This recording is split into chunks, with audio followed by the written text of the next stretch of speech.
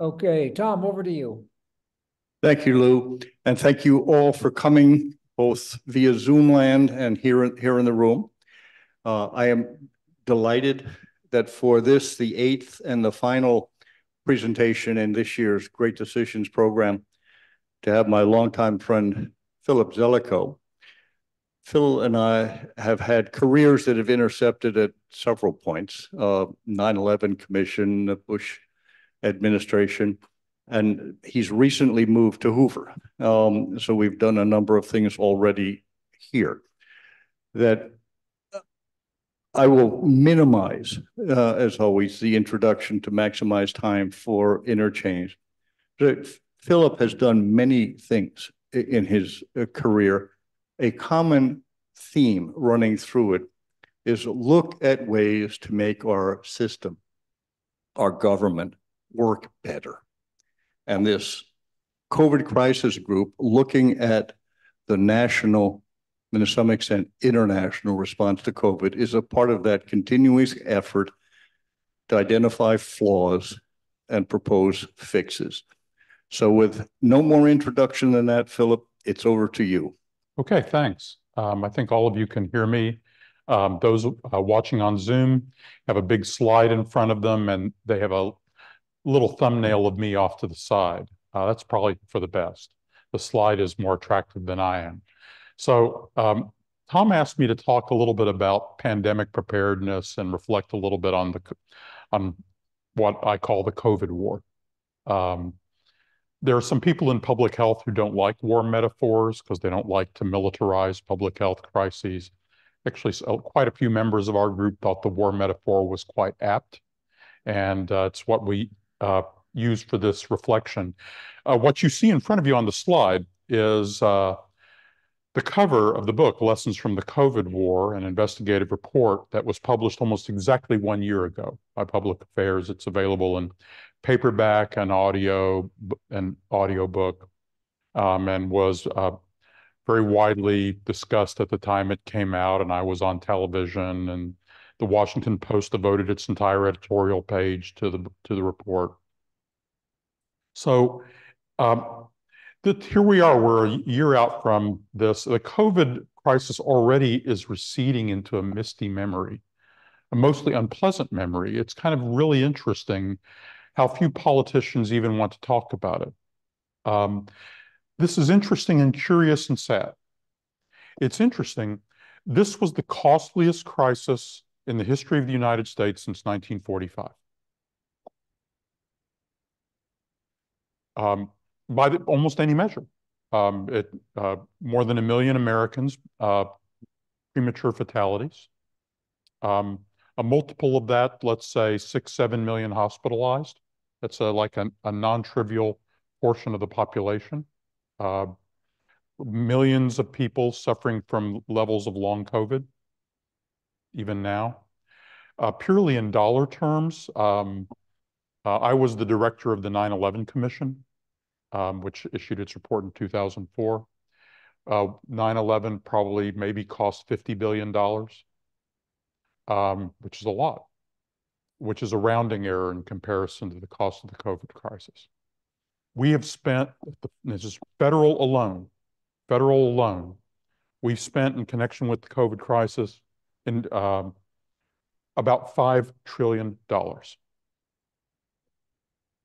That's in discretionary fiscal policy that is either direct expenditures or tax cuts or rebates in both the Trump and the Biden administration. And probably to this day, it is one of the components of the endemic inflation, which is sapping the president's popularity and damaging views of the economy even now. I mean, you push $5 trillion into the economy in a short span of time, and then have zero net interest rates. If there wasn't inflation from that, that would be the puzzle. So, and it's so enormously costly crisis. So let me talk a little bit about that. As Tom mentions, he and I have encountered each other working on issues of foreign policy and other things. And so many people, and they look me up and they think of me as someone who works on foreign affairs, but actually from time to time, I also work on domestic policy issues too. Let me see if I can advance this. Yes, here we go. So let me say a little bit about what is this COVID crisis group. The COVID crisis group was created at around the end of 2020 and early 2021, around the time the Biden administration was taking office. It was created by 4 foundations who hoped and expected that there would be a national COVID commission, a national commission to study the crisis. These foundations then asked me to plan such a commission. I had already directed 2 major national commissions before. I had been the executive director of the 9/11 Commission. And actually, a few years before that, and this some of you may not remember, but after the election crisis in Florida and the concerns about the American election system, former Presidents Jimmy Carter and Gerald Ford formed a National Commission on Federal Election Reform, which was colloquially called the Carter-Ford Commission. I directed that too. That commission actually issued a report in the middle of 2001 recommending dramatic federal legislation to overhaul our election administration. The first time we had done anything like that since the Voting Rights Act of 1965. Everyone in Washington thought that bill couldn't possibly pass because the partisanship was so polarized. A year later, it was law. It moved billions of dollars to update our election systems. It created the Election Administration Commission. Have any of you ever heard of provisional ballots? That's why this bill is why you have provisional ballots in California and everywhere else in America. It modernized the election sufficiently 20 years ago that this is why we got through the election of 2020 without things being much worse than even they were. So I had done these things in the past. That's why they asked me to do this, to work on the National COVID Commission. It turned out, we thought at the time the Biden administration would want such a commission. That was a mistake. The Biden administration, it turns out, was divided on this issue. The issue was decided by the president and his chief of staff at the time. And it turned out that neither the Biden administration, though, as I say, they were divided, but this was decided in the White House. And actually, key people in both parties in Congress did not want a COVID commission. And so none was created. So I had assembled a powerhouse group.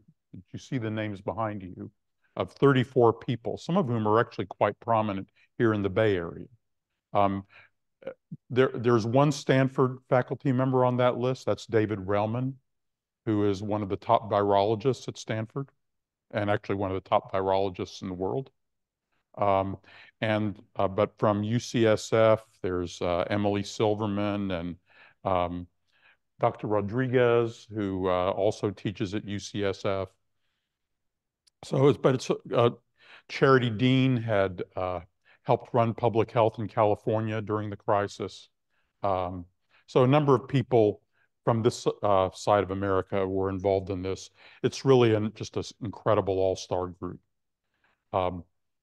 And since it was clear there wasn't going to be a commission, we decided we would write our own report. Because actually we had interviewed more than 300 people.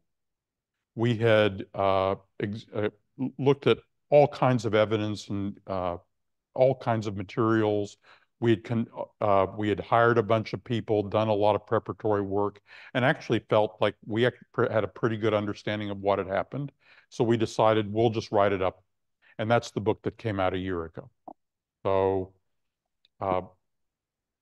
I just wanted to give you a little bit of background, like why is Zellico working on the COVID crisis? What was the COVID crisis group? And why should we pay any attention to what they had to say about it? And so I've tried to partially answer those 3 things. Now what I'm going to do is I'm just going to say, well, okay, you say lessons from the COVID war. Can you just cut to the chase and give us the lessons? Because we don't have time to read the book tonight. Okay, 10 lessons. Lesson 1.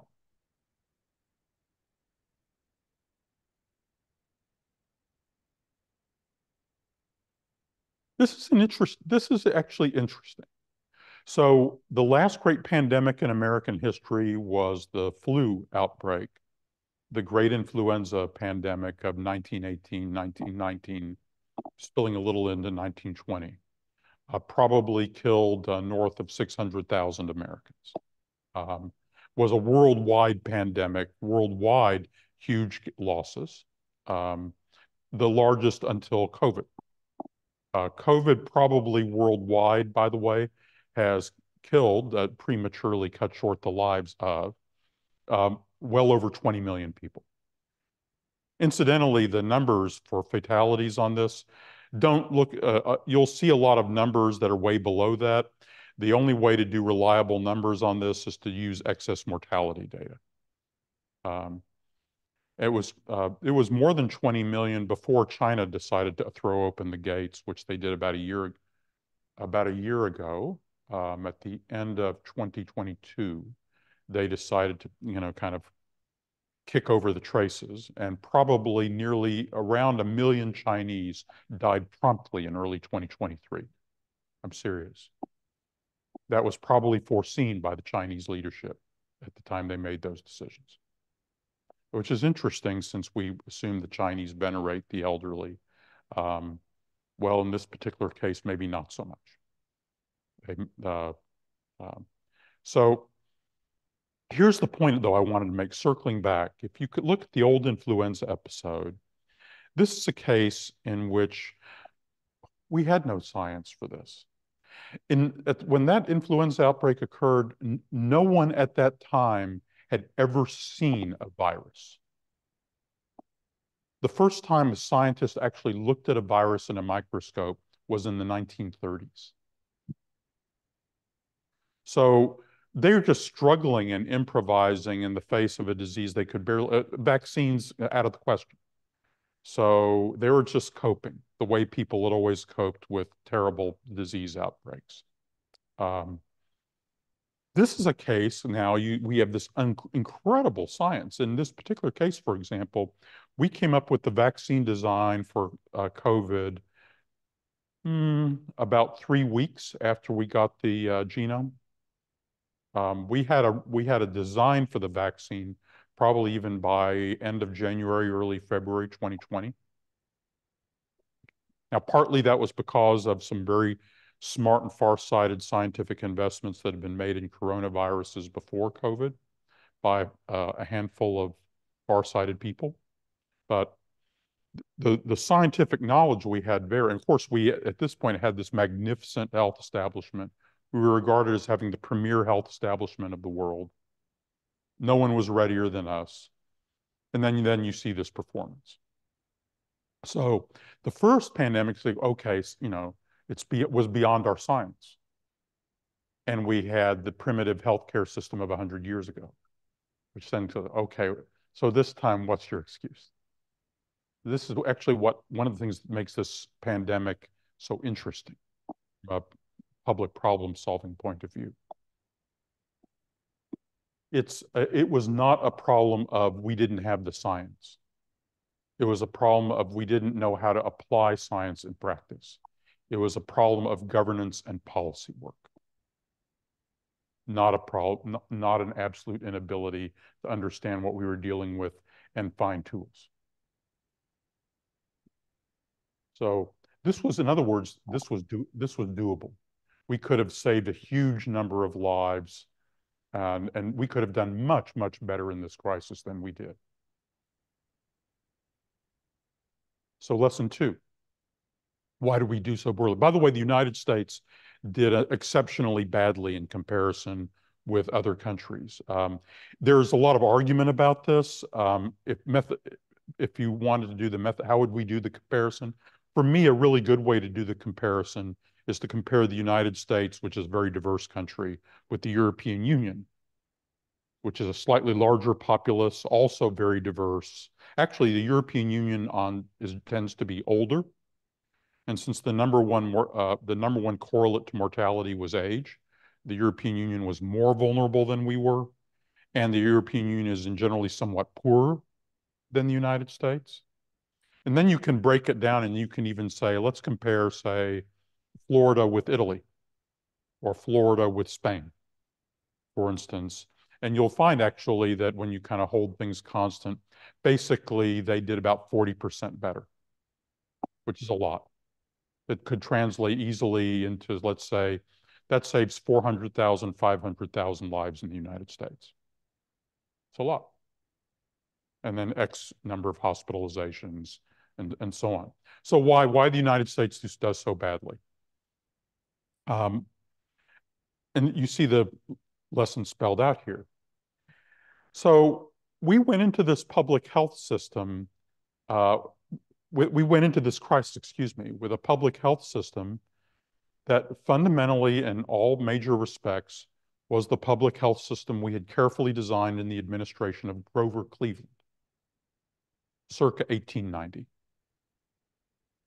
The fundamental design of public health in America was a design that was meant to combat diseases like cholera and yellow fever. It was overwhelmingly state and local, thousands of state and local entities. See, the whole idea is what public health consisted of was slum clearance, um, you know, pools of stagnant water, getting clean water instead of dirty water, so avoid typhoid outbreaks, avoid cholera outbreaks. Um, uh, Sometimes you would do forcible vaccinations of poor people, like smallpox vaccinations. And so, but all that was being done by local authorities. So in the United States, the only people with operational public health authority in America were something like 3,000 state and local entities. By the way, these do not follow a uniform pattern. In about half the states, the state public health authority dominates. In about half the states, county and local public health authorities have the dominant authority.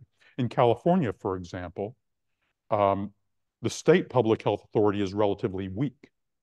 In California, the dominant public health authority is at the county level. And so the performance in California varies widely, actually, from county to county. You'll see sometimes comparisons in which people just lump California as a blue state, but that really distorts what happened in California. Santa Clara County in particular may be definitely blue in its public health approach, but you get the idea. So this is interesting. So you had a public health system that was designed to combat certain kinds of public health problems of the late 19th century and early 20th century. It was not at all designed to cope with a global pandemic virus. If you ask yourself, like, what are the operational capabilities you'd like a public health system to have? It didn't have them. So then you had this, interestingly, you had something called the CDC, the Centers for Disease Control, which used to be a communicable disease center. It was created in the mid-20th century. It was originally created simply as a research backup for the state and local public health authorities. And that's really what it still is. It kind of was supposed to do public health research, kind of like a public health university. And then it was supposed to feed the products of that research out to the state and local entities to kind of inform them on how to do stuff. Now, since state and local public health authorities are chronically underfunded, the CDC eventually also became a conduit for how Congress could supplement public health money.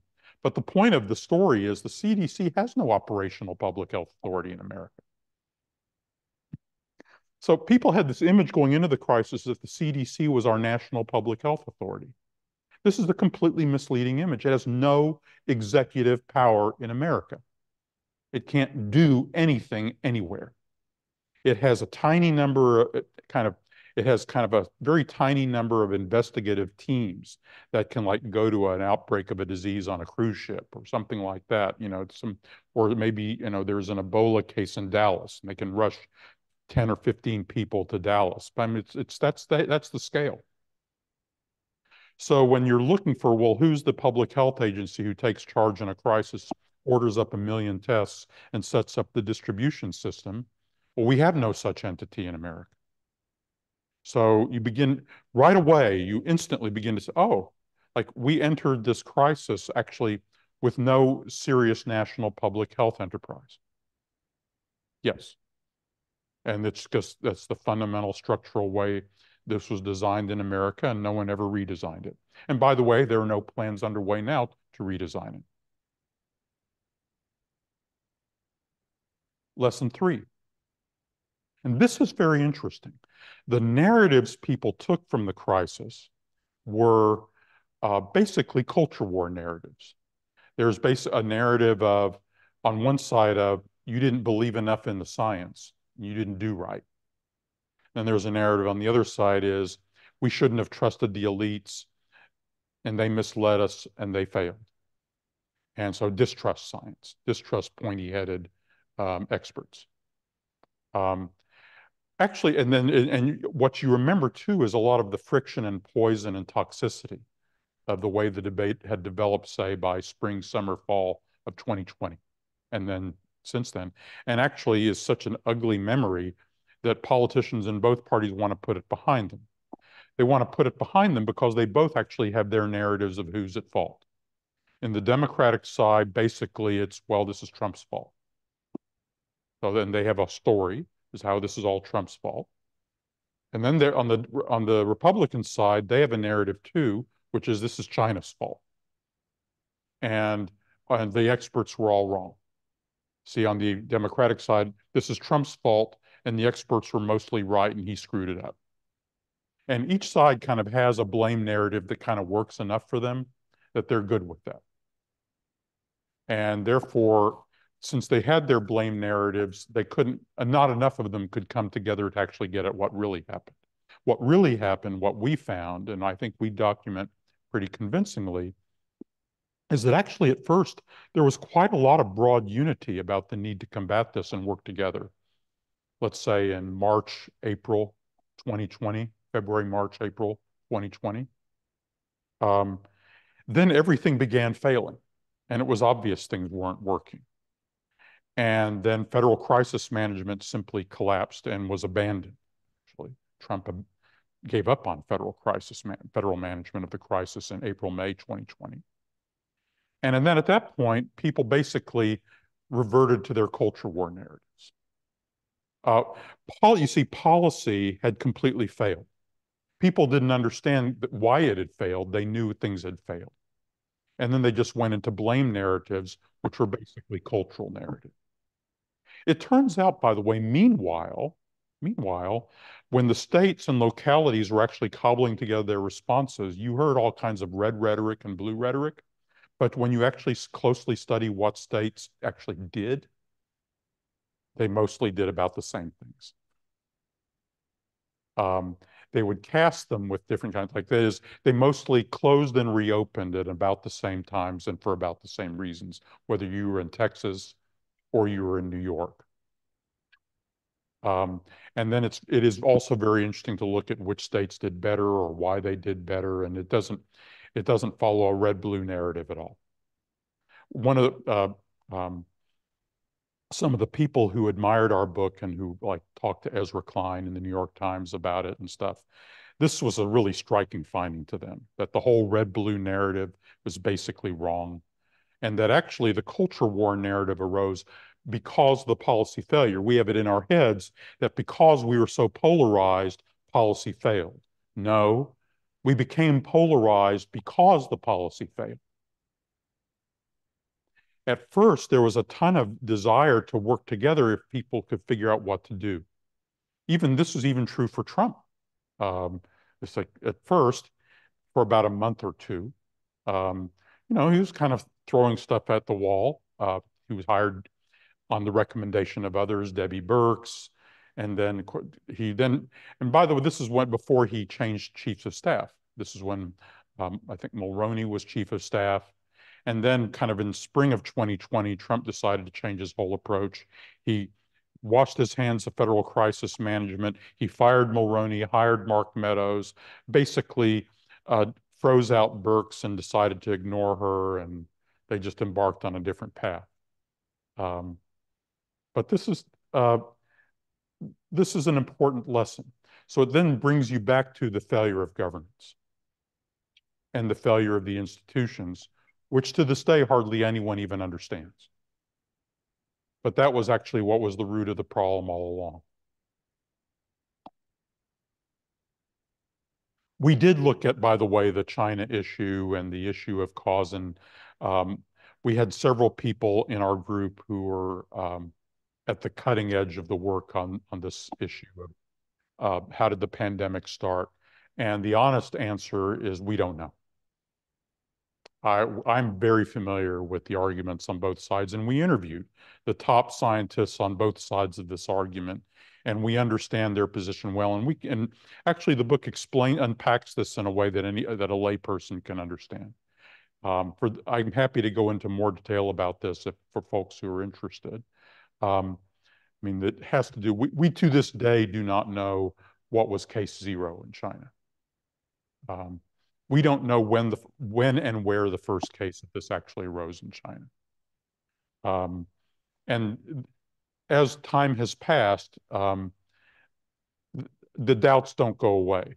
And I can argue this round or flat. And the most honest answer is just we don't know.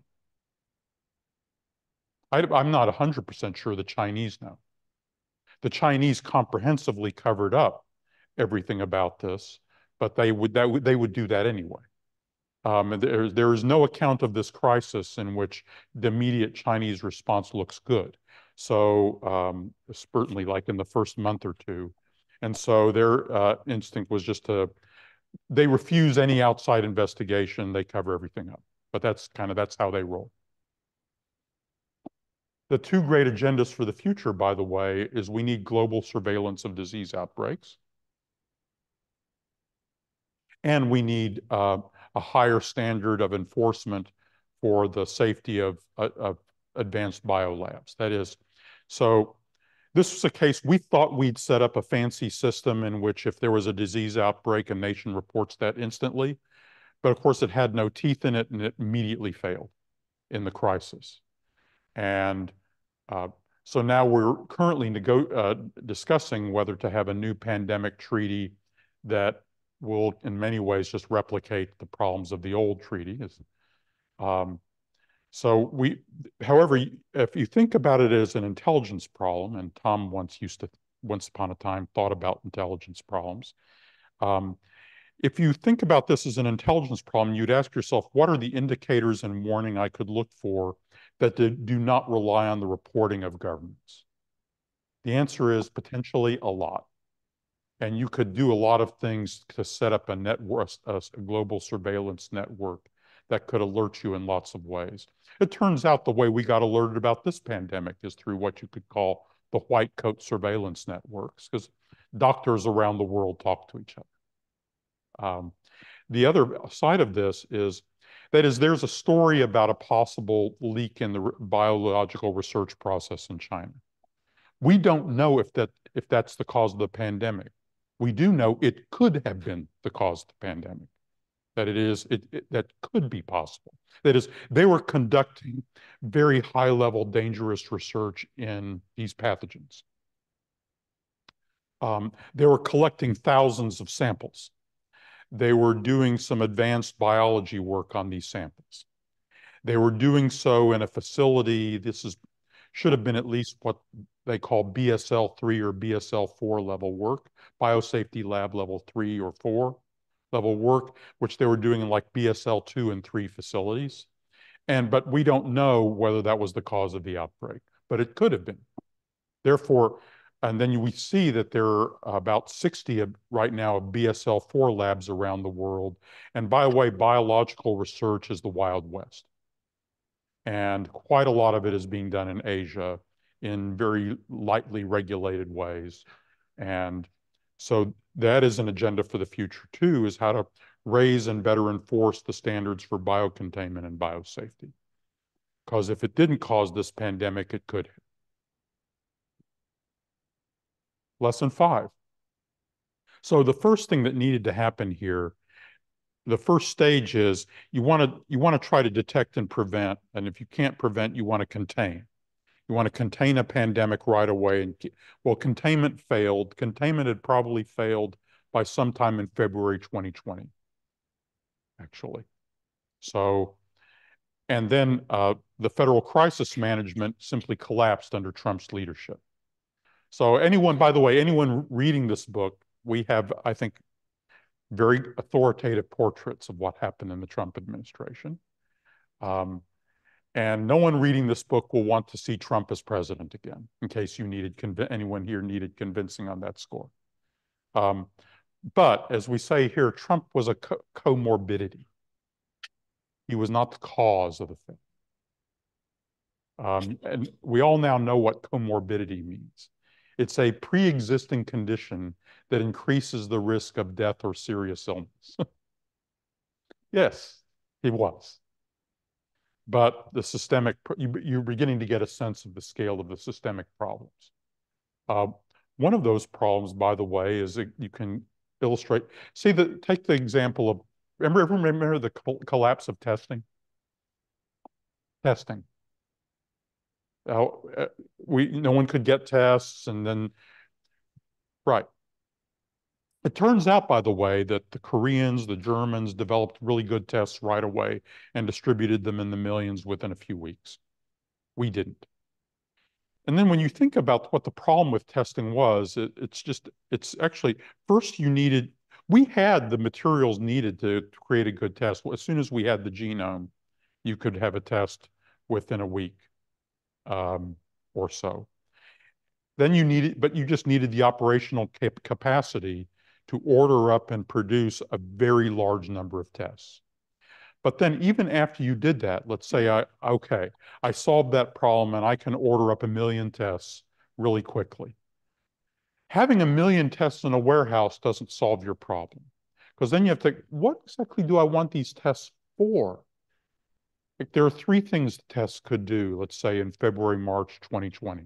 1, I can use them for surveillance, like where's the disease? Who's getting it where?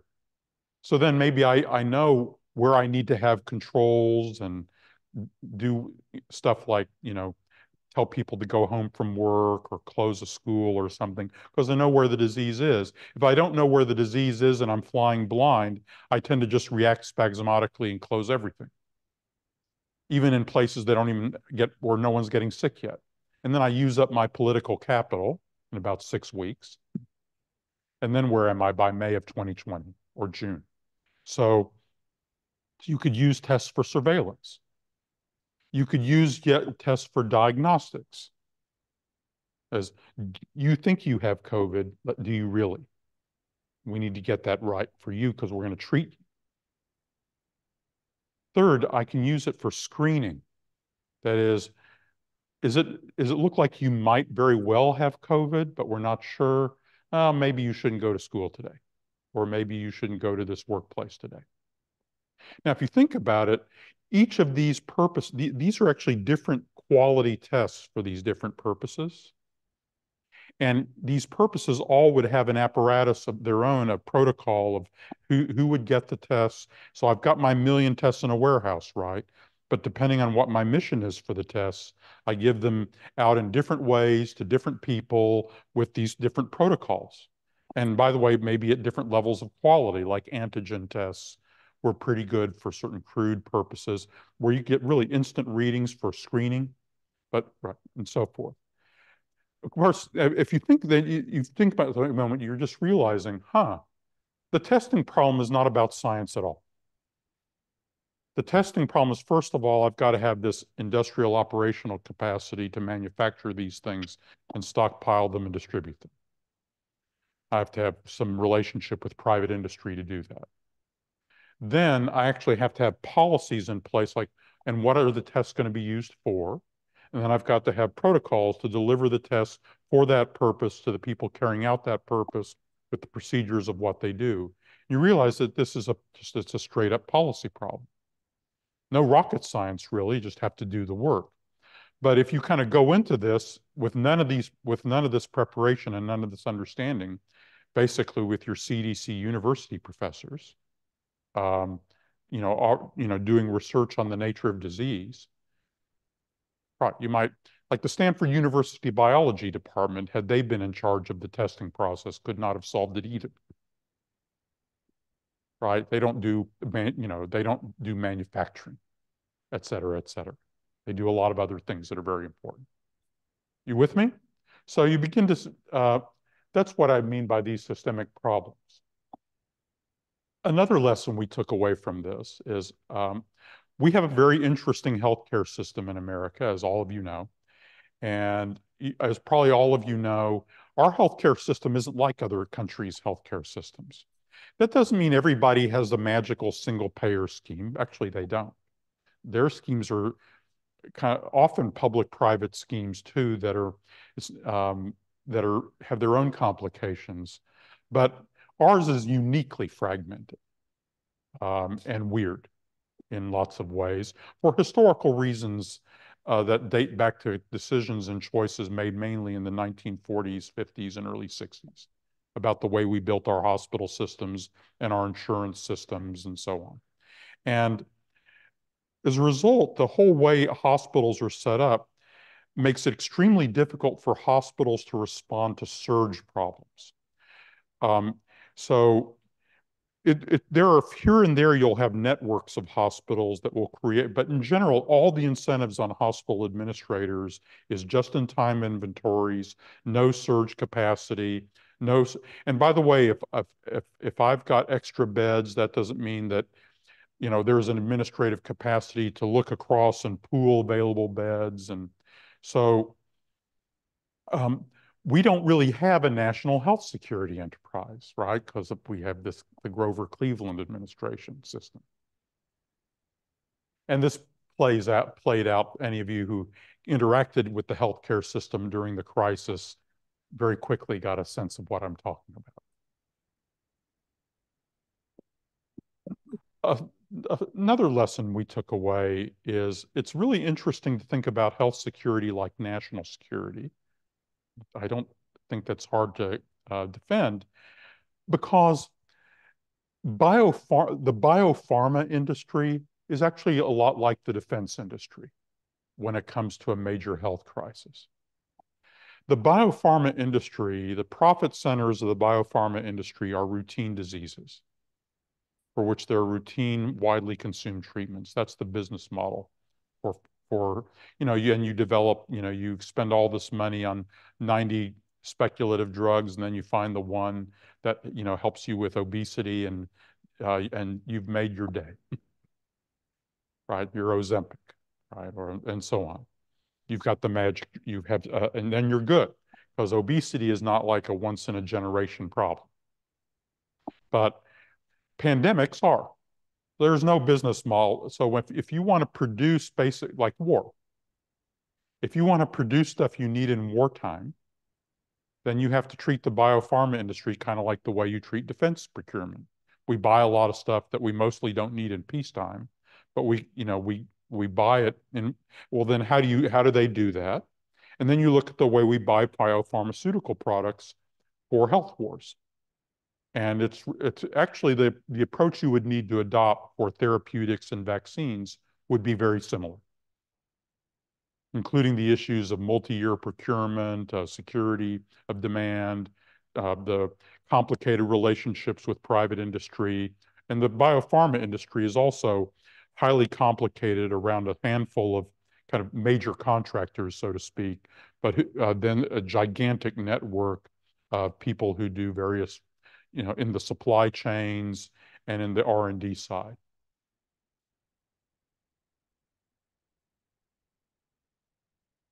We got into the global story in the report. It's just a really interesting story.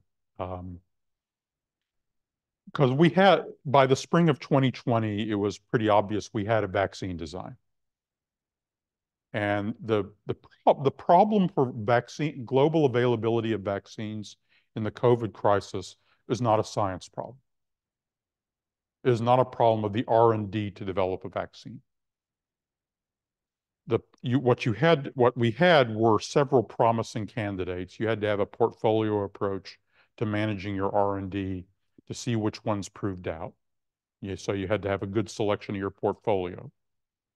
But then after that, it's a manufacturing and distribution problem at scale, and then with the protocols for how to persuade people to take it.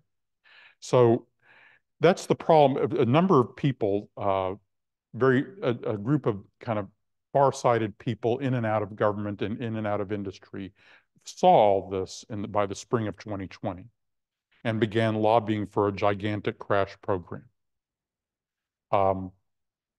They actually, we have probably, I think, the best available account in print of the origins and nature of Operation Warp Speed and what worked and didn't work about it. And it's relatively accessible. And it's very interesting. Originally, the people who thought of what they called Warp Speed, which was an invention of an FDA official named Peter Marks, who was a Star Trek fan. Um, by the way, Trump himself had nothing to do with the creation of Warp Speed. The one thing the Trump administration did that was good is he did let Jared Kushner run some of this, and Kushner, who also did not stimulate this, but Kushner knew a good idea when he heard it. It was pitched to him by Alex Azar, who was struggling to save his job. And Kushner then sold it to Trump as like, since we're blowing off federal crisis management, here's a Hail Mary pass that may make us look great. And Trump groused about how much it cost, but then signed off on it. And then what Kushner also did that was good is he kind of sheltered it from the White House. And he kind of ran interference to kind of protect it from all the nonsense in the White House, and then and then Mike Esper and Mark Milley in the Pentagon were fantastic and basically took over the manufacturing and distribution challenge. But early on, Marx and the others had wanted this to be a global effort. Like, we'll pool this with the Europeans. A lot of the ideas had come from people working in the global side. And right away, the Trump administration decided we're just going to do this on an America basis. This is like in the very first formative period in the spring of 2020. And instantly, as soon as the Europeans saw that, it was kind of every man for himself, or every woman for herself. And so they all then started working on a national basis. And the idea of we're going to pool our efforts globally, pool our supply chains, pool our stockpiles, and then push this out, in the hundreds of millions and eventually billions to the world in kind of a coordinated way. That was possible. That opportunity was blown in the first months. There were some other mistakes that were made in the philanthropic community I won't get into. It's interesting, this is a failure of international organization, but not entirely. Like, for instance, a group of these same people came up, well, let's do something for the world. Let's call it COVAX. But there's some, you may vaguely remember that term, COVAX. They made up COVAX like in a couple of weeks in the spring of 2020. COVAX ended up, by the end of the day, distributing something like 2 billion vaccine doses. This thing that they had made up overnight. It just turns out that mainly people around the world got vaccines, about a year late. And then you can almost calculate a year late means how many extra dead? Lots. And also just kind of the sense for many people around the world is, we were sent to the back of the queue during this crisis. And they kind of were. And that sensibility, by the way, I think has harmed us in a variety of ways, including to this day, including on issues like getting their support on Ukraine, for instance. So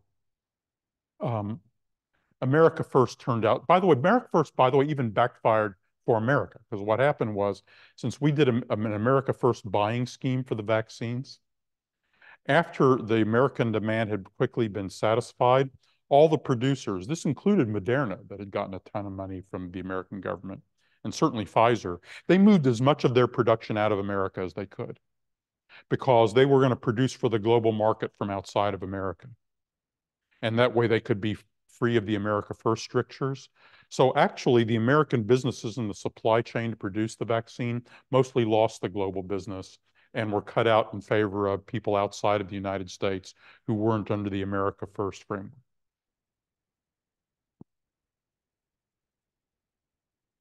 Lesson 9. Boy, did we screw up communication in the crisis. We actually talked to a lot of people who are experts on crisis communication. There are people who are experts in crisis communication. I've been through crises before. You have to really think hard about how you communicate with millions of frightened people in a crisis. You like think about before you put things out, like, will people understand this? Um, all of you experienced what public communication was like during the crisis, right? So I think like every single person watching this or here can say, you know what, I don't know what, but boy, I know, do not imitate this model for crisis communication in the future. This is really sad because actually people were desperate and hungry for information. And this could have been done way, way better. They didn't know enough to know how to try. There was really no particular effort made to, they did this great job on warp speed to make vaccines. There was simply no public campaign to persuade people to take the vaccines. I mean, if you think back on it, you would have had a massive public campaign that would have kind of proactively addressed all the anxieties about vaccines, encouraging people to take it, and so on. Now, partly, this is because Trump had realized his base now was becoming anti-vax, and he experimented at first with supporting vaccines and then people taking vaccines, which of course he had taken. By the way, you may not know, Trump got quite sick from COVID. I think you know he got sick. You may not know how sick he was. He was quite sick. Um, he got access to the most advanced treatments that were still in clinical development, which may well have saved his life. Because he got everything in the kitchen sink. Because he was in a high risk category for the disease. And then he got vaccinated, but they didn't run a campaign. And the Biden administration itself screwed up the public communication too. By the way, the school, I think there's a broad consensus among people who've looked hard at this, that the way we handled schools and school closures was a disastrous and unnecessary error. And we spent some time in the report kind of working through what they could have done instead. To be fair, people didn't know what, they were flying blind, they didn't know what to do, and they were scared. Probably by the fall of 2020, we were beginning to figure out better ways to handle the school problem. And we probably could have reopened schools even as early as spring 2020, you're going to close schools because people were anxious and fearful. Fall 2020, and by the way, you see, we closed our schools in the United States more than any country in the world except South Korea. And South Korea closed more because South Korea has fantastic electronic education system, way like a generation ahead of ours. I mean, we closed our schools far more than they did in Europe or Israel. It's interesting. And the reasons why are not good.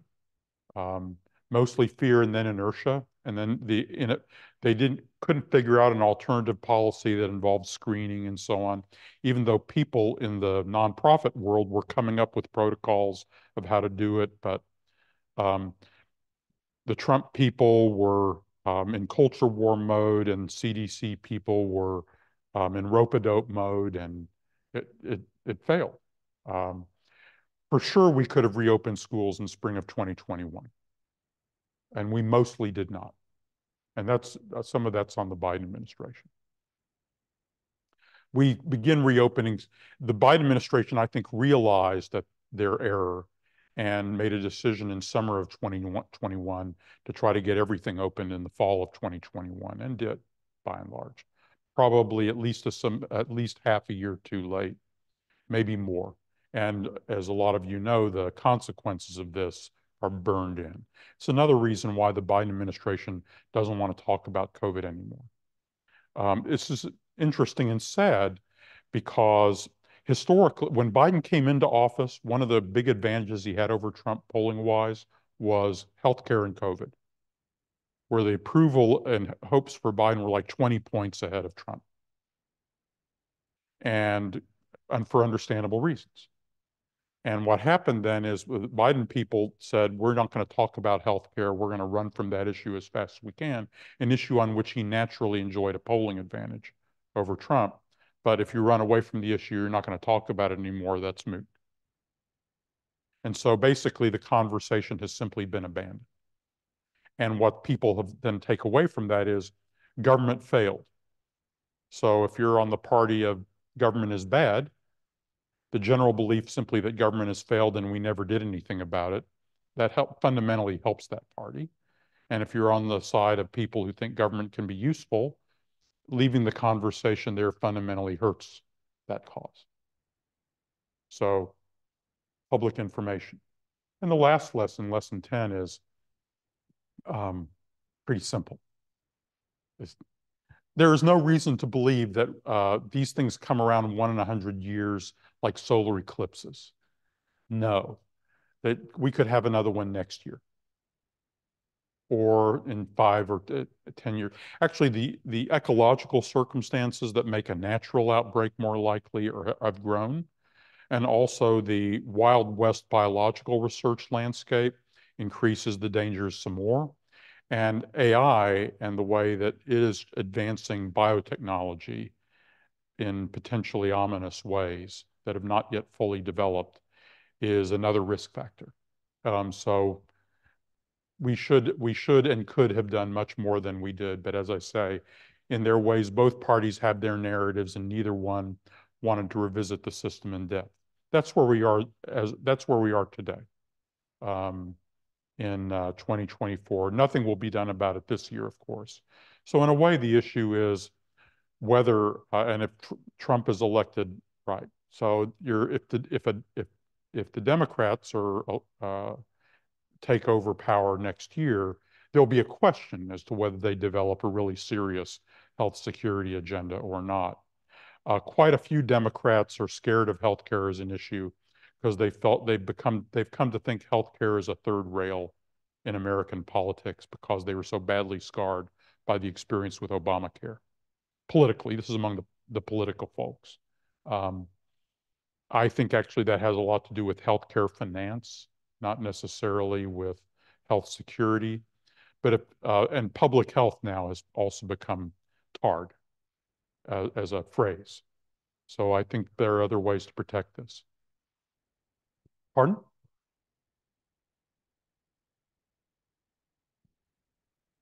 So let me stop sharing, bring this back to a normal screen, and open the floor. Thank you, Philip.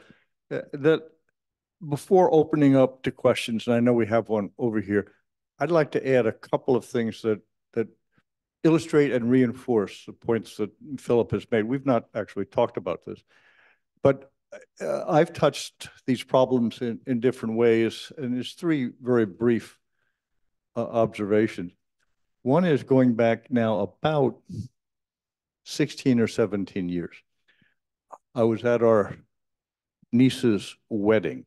My sister-in-law was the principal epidemiologist for the state of Vermont, and quite a name in that circle. And she had several of her professional colleagues who were in attendance. And at the time, I was implementing, among other things, recommendations of the 9/11 Commission in restructuring. And the conversations with epidemiologists from around the country led me to say, this is a disaster. I mean, I didn't know much about public health, but everybody kind of had their own sort of system, and they didn't really connect to anything. And out of that conversation, I said, well, there's some things that we've learned trying to integrate the 18,000 local, county, state, and tribal police departments in the United States, which also didn't talk to one another. And there were some rather simple things that we discovered could be done. And I engaged with these folks kind of in an informal way because I was interested, and I'm an American. I cared about the system. It got no traction. For exactly the reasons Phil described. We had a model that was an old model. A second was the ability to do the warning, advanced warning, and made reference again to jobs that I've had in the realm of intelligence. Bird flu, the last iteration of bird flu, or the first iteration of bird flu, was a big deal, an unknown. And some of my people came to me and said, we got to do something about this. So my first reaction was, we're an intelligence organization. We're going to do about bird flu. A little bit of conversation persuaded me that we had techniques and approaches that might work. And I put a couple $1,000s into it, 3 people on my staff. It took them 3 weeks to stand up a volunteer organization using the internet of veterinarians and hospitals and newspapers across Asia and then into Central Asia that simply reported anomalous stuff that had symptoms of bird flu related. And it was within a couple of months, this was the worldwide standard for doing it. I could do it because we could hide it in the intelligence world. We didn't have to go through committees on the Hill and debate it, but that made it vulnerable. It existed for as long as I could put personal prestige and authority behind it. When I walked out the door, it didn't survive. We could do, and we've got demonstrable evidence, we could do the kind of things that Philip called for. The last observation is, under one of my hats, I'm on the board of the Institute for Science for Global Policy, which exactly a month ago ran a big conference at Johns Hopkins in Washington, again, preparing for the next pandemic. That among the inputs of the study that Philip headed, and my notes back to the other board members after spending the 3 days there, most of the folks still want to admire the problem. That there is very little initiative, incentive to actually fix some of these things. The problems aren't hard to see. And imagining fixes is not hard. But overcoming inertia, that's the toughest problem. Let's go over, I think the question was how or why is the public health system tarred? If that's not it, repeat it. Can you hear me? Yes. Okay, so I actually have 4 questions. I think I'll lay 2 of them on you, and then I have others because I don't want to just dominate the questions. But these are all, I think, in context of your committee work that you published the book a year ago. First one is there's been persistent reports of a mysterious outbreak of illness at the Wuhan military games in October 2019. Can you comment on that at all? And the second is, your comments towards the end that I'm going to call around gain of function research. If that's incorrect, please correct me. They really disturb me. And why is this kind of stuff still allowed? Why has there not been a global crackdown to bring that kind of stuff to an end? Sure. I think I'll stop at that point, and I'd like to have 2 more questions later. Actually, some people have looked on the Wuhan military games. We don't know. People have looked at that. There's some evidence for suspicion and some evidence to allay suspicion. There is pretty good evidence that something may, if you try to figure out when was patient 0, there's pretty good evidence that begins to move you back into like October. But whether that was popping up at the games, where it came from, and did it come from Wuhan, or had it spread to Wuhan from somewhere else, don't know. But there was some stuff about people from there then showing up and spreading it into Italy, and that maybe that didn't turned out not to be true. So that particular story is murky, but there is some suggestive evidence that there were early cases as early as, say, October, November, when if you work back some of the cycles of the things we did observe, and they were already splitting into 2 very closely linked viral families by the end of the year, but they could have had a common origin point a little further back, several weeks back.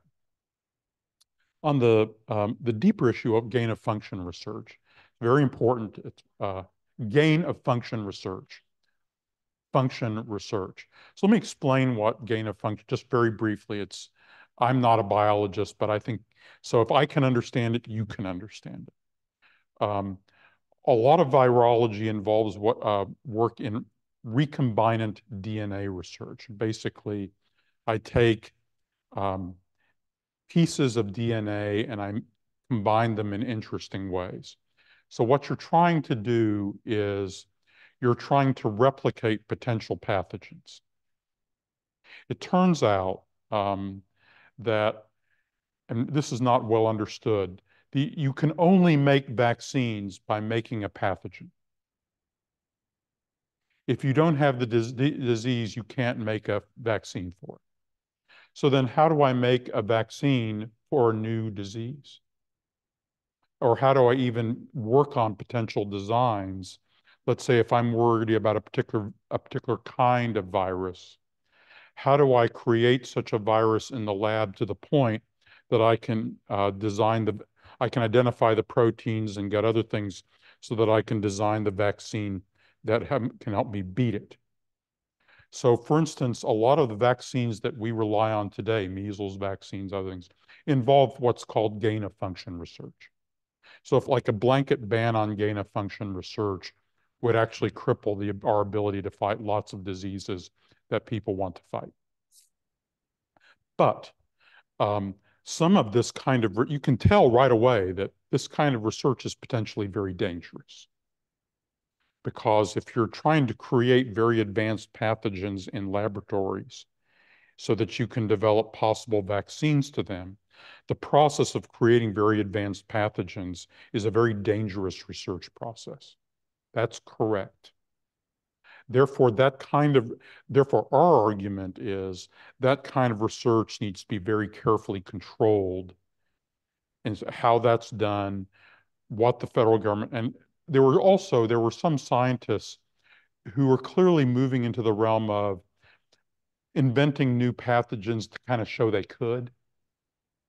Like, there was one thing that alarmed some of our colleagues, like Mark Lipsitch at Harvard, and actually David Relman here at Stanford, who shares a lot of these concerns and is very articulate and knowledgeable about them, is, some scientists said, hey, we think in a lab we can recreate the 1919 influenza virus. And they kind of did. Well, that's really a dangerous thing to do. There are other versions of this that actually could be even more dangerous than that.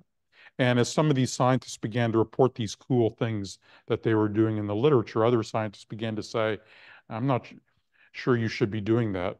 A lot of virologists hate this kind of talk, like, what are you trying to do, stop science?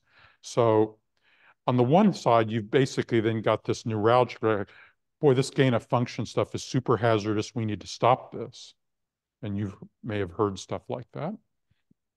And actually, you will throw babies out with that bathwater. The blanket ban is a bad idea. But it is, in my view anyway, and the view of our group, it is reasonable to be worried about certain kinds of recombinant DNA research, what gain of function research. And you need to develop very sophisticated guidelines to try to manage this. Our group believes even in things like there are only a handful of scientific journals that would publish this sort of stuff. And if the journals kind of said, we're not going to publish cookbooks for mass pandemics, there are things you can do without requiring formal legislation in every country in the world that can try to slow this down and check it. And we advocated some of those things. So I and our colleagues believe there is more we should do to slow and regulate this kind of work. I think actually the NIH has, and our government has pulled back a little bit from some things that they had been doing before that were probably, the cost benefit analysis was not good. The risk benefit analysis was not a good analysis. And I think some constructive things have now happened as a result of all of this. And I can tell you that China now is being a little bit cautious about research. whether or not they believe the research process caused this. By the way, there are things that could have happened in the research process that could have caused a spiller over this that have nothing to do with the laboratory. For instance, if I'm collecting samples of very serious pathogens in bat caves in Southeast Asia, and I get an accidental stick or something in a worker who's working in a forest doing, that's another way a research process can then lead to unplanned outbreaks. So we had at one time an effort that our government was helping to fund, along with many other governments, of let's go searching through the jungles trying to find exotic pathogens so that we can develop vaccines if we find one that's really super bad. This is actually, in a way, this is like, the cost benefit analysis of roaming through the jungles to hope you'll find, pathogen X, maybe that's not such a great cost benefit. So that's the point I'd leave you with on gain of function. Sure. We have some Very much. That was very, questions very from viewers on Zoom, if I might, please. Sure. First of all, as a quote unquote premier research organization, how and or why did the early COVID test from the CDC fail so badly? Great question. It was interesting. The original basic CDC design was fine. They tweaked the design in certain ways that then screwed up the manufacturing and then made it a bad test. It's interesting. By the way, the Germans came up with their test right away, which was then quickly adopted as a WHO standard. The South Korean test was fine. So and see, since CDC, really isn't in the business of manufacturing tests, they had good scientific input, and then kind of in the engineering stage, so to speak, they screwed up the engineering. But actually, biomedical engineering is not really what CDC is good at doing. And they in that case, they messed it up, and that slowed things down. Then they had another process in which they and the FDA combined to have extremely restrictive rules on how tests could be used, and also stifled the ability of many university labs to just develop good tests. It's like, no, you can't do that. Only we can develop the authoritative test. And partly for bad reasons. And that in which CDC and FDA both, so like people at Stanford here, could, and I think did, devise quite good COVID tests right away. And then would have found, as people did at the University of Washington and other places, that, yeah, and CDC and FDA won't let me use these tests and try to produce them. Eventually, those problems got worked through and solved, but it took months. There were issues of FDA, and some of these were FDA issues. Including issues of also then there were reimbursement issues of, if I mass produce the test, who's going to pay for it? Again, these issues were solvable. These are but the point to take away from all of this, you see right away, these are not science issues. These are issues partly of biomedical engineering, but more importantly, mainly just policy failures, institutional failures. And in a way, that's both discouraging at one level, but it's encouraging at another. It's like, we can fix this stuff. By the way, one of the sad things about the crisis, for all of us who worked on this report, anyone works this runs into so many Americans who did such a great job of trying to help in the crisis. I mean, it would actually make you feel better about your fellow citizens. I mean, in the crisis, so many people were frantically improvising and trying to help in so many ways. And the tragedy is they were fighting in a system that made success hard and failure easy. Yet the people themselves were often terrific, willing to, give their time, work around the clock, make sacrifices. Doctors, nurses, people in the industry too. Um, so that's, again, as I say, is both discouraging at one level but encouraging another, because so much of this actually can be fixed. Another question from the audience. Did the polio vaccine effort program in the 1950s succeed? And if so, how did it succeed? Ah, well, this is there's all sorts of controversies within polio world, Salk vaccine, Salk and Sabin, all that stuff. And I'm not expert enough on it to wade into that. What you would find though is this was a case. You look at the public communication efforts associated with that vaccine program, and of course the public was enormously accepting, and polio was deeply frightening. Um, and this was a huge success story. And by the way, enormously boosted the credibility of public health in America. And like, who knows how many billions of cumulative NEA budgets can be attributed to the success of the polio vaccine, and the credibility that built. And so in a way that's a useful lesson to reflect on a little bit, because that's so what did not happen this time around, but actually possibly could have. Because as I say, the R&D on this vaccine was done almost right away, for actually because of some really good people that had made some wise investments and some really good research teams. And we could have done much better with all of that, including worldwide, than we did. I was a polio pioneer. I have a certificate from the second grade. And Philip is absolutely right that this was such a scourge that the public interest in getting this done, I don't remember anybody asking my parents. Certainly nobody asked those of us in the second grade if we thought we would like to be a part of the test for the Salk vaccine. It was accepted that this was a necessary step to be taken, and happily it worked. Yeah. Stick out your tongue, get the sugar cube. It was interesting. It came on a sugar cube and not in a needle. That first Salk was right. a needle. Sabin was. We have in the back here, I think, a question. Yeah. First of all, great presentation. Thank you so much.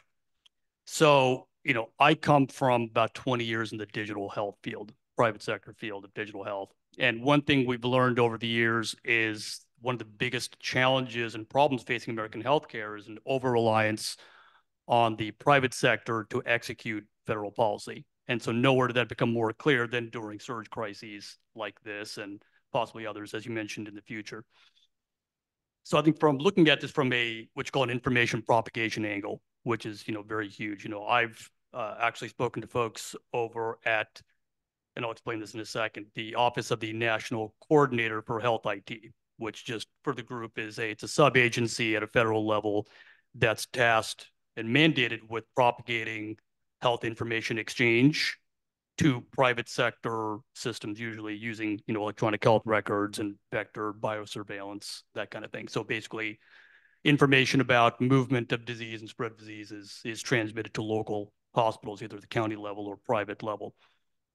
So one thing that, came up over and over back in 2020 is that not only were there not proper systems in place at the time for exchange of information paid for at the federal level. These are, and still are to this day, it's very much done at a local, regional, and if you're really lucky, at a state level. But in California, we've kind of failed pretty miserably at.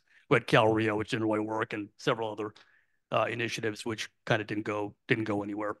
So one of the biggest sort of secondary problems was one of reimbursement. So if you look at the private sector and the way information is done, it's usually through electronic health records, which by definition of how that market is propagated, they are not incentivized to want to share information. It's very much of an in-house environment. So one of the biggest challenges they faced was we're not able to. So should I put more bluntly, hospitals really did not want to learn about surge issues because they were in fear of being under reimbursed for what they perceived to be at the time in 2020 really expensive and long-term care structures.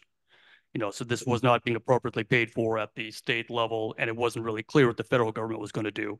So I guess moving from commentary to question here for you, Philip, is are there any federal initiatives that you see in place to further fund or propagate out information exchange initiatives at the federal level, and also to coordinate that with HHS and CMS in particular for better reimbursement to sort of meet that at the private sector level? No, not really. Um, I didn't get in. Our report actually spends a little time on these issues. I didn't get into them because it kind of geeks people out. But that's what the area you're describing, including the information sharing and reimbursement issues, are actually really important. In general, and one of the reasons that, by the way, there wasn't any big push for legislation on all of this was because actually the healthcare industry did fine out of the crisis. The healthcare industry makes money by treating sick people. There were a lot of sick people, and there was a ton of money that came out of national level to compensate hospitals ending up to treat. A lot of money flowed down into the hospital systems to treat people. So actually, if you look at the profitability of the major private healthcare conglomerates during COVID, COVID was good for the private healthcare conglomerates. Now, the parts of the hospital system, healthcare system, were hit really hard. But if you look at who was hit really hard, all the public hospitals, the nonprofits, um, the hospitals in medically underserved areas, they were hit really hard. And so that created kind of weird political incentives and then there were, it's interesting, within some of the big conglomerates, they have superb electronic record sharing. If they had, and for those of them who actually run experiments in what's called capitation compensation, where it's actually in their interest to monitor health records and keep people well, there are some really interesting things they can do. And there's some really interesting success stories. So one of our members is a former very senior HHS official, Mark McClellan, is very mindful of a lot of this. There was a terrific woman named Melissa Harvey who's worked in senior levels of hospital administration, who's also very knowledgeable. And then there were discussions about, suppose hospital firms wanted to share their records, but they don't want to share their records with they don't want any of that to be seen by their competition. So they have very high quality data sharing kind of inside their world. But there's no good sharing between conglomerates or between the conglomerates and the public hospitals, et cetera. So one of our ideas is actually to create, and there are precedents for this in other industries, some kind of public-private intermediary that could pool information from different companies, but protect their IP and protect competitive secrecy. So, but provide information that could help guide health authorities, but then you'd need better and stronger health authorities to take and use this information. So I'll just say your concern's a great concern. We do spend some time on this in the report.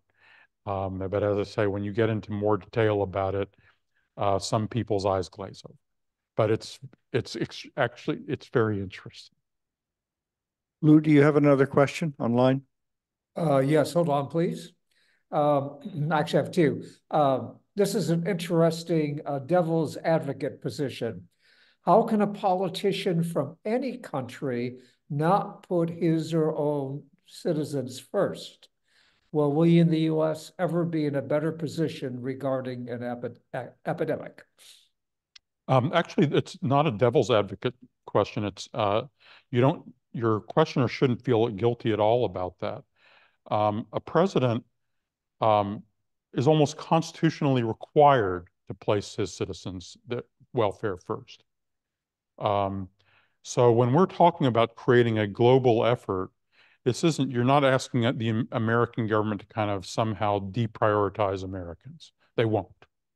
And neither will the president of France deprioritize Frenchmen, et cetera. But instead, the idea here is if we see that, we need to pool our efforts, including our supply chains, to meet a global demand that will be X, that will include the developed countries, but at the same time is taking the whole world's needs visibly into account when we're, in the way we're scaling up production.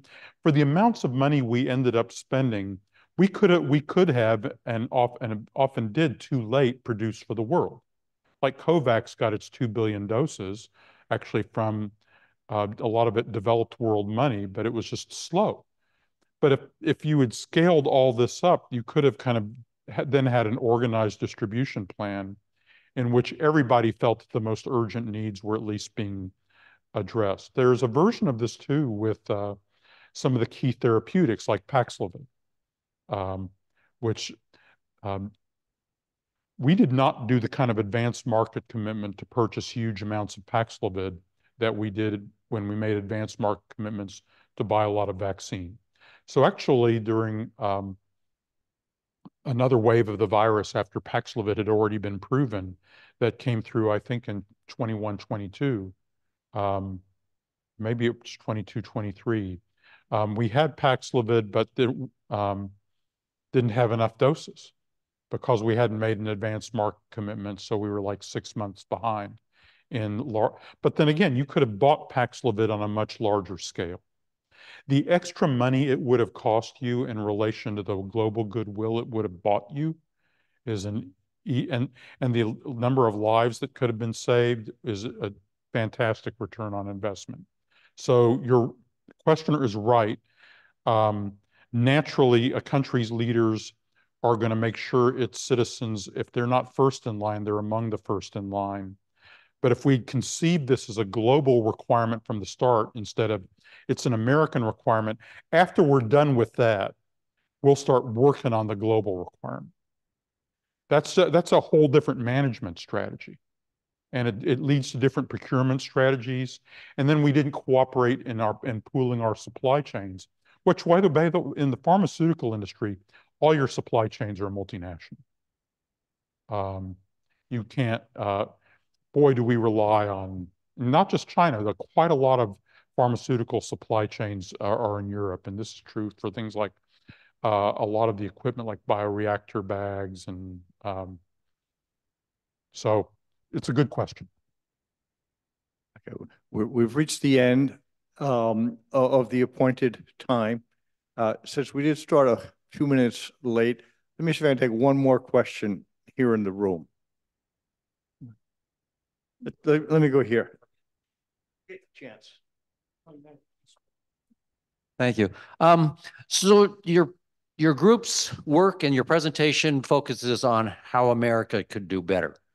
And behind it, I sort of hear that if we did better, the pandemic around the world would not have been as bad as it was. If we had done perfect, if we'd done all these things, would it have a major significant effect on the pandemic worldwide? I think so. The question is how, and so do the people who've studied this, is if we had, because people were looking to us for leadership, including kind of best practices, even in things like testing and the strategies for testing and so forth. Or if we had developed more coherent, if we had prepared operationally ahead of time, see, we could have, let's suppose we only did as we only got to European standards and no better than that. Though actually you could argue that if we had done right, we could have helped lead the Europeans even to better performance. But let's suppose, suppose we don't, we just get everything up to say the level of Europe or Britain, forget like trying to get up to Denmark or Israel. So maybe you saved something like nearly half the lives that were lost in the pandemic. And maybe half, that's maybe save 10 million lives. Maybe, and who knows how many hospitalizations. But here's that's even more important than that, is people accept that there are going to be disasters and that disasters will have costs. So one of the deepest costs, the corrosion from this pandemic, is not even so much the deaths that it caused, it's the sense of fecklessness and incompetence and helplessness that it induced. It's the corrosive impact it had on people's belief that our institutions work and that our governance works.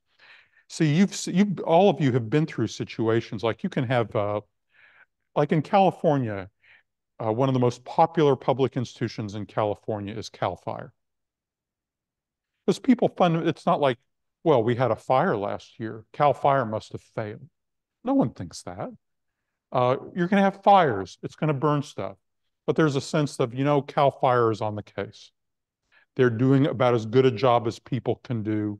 They're working hard. And there's a basic sense that they're working more or less competently, that they have plans and preparations that are kind of coherent.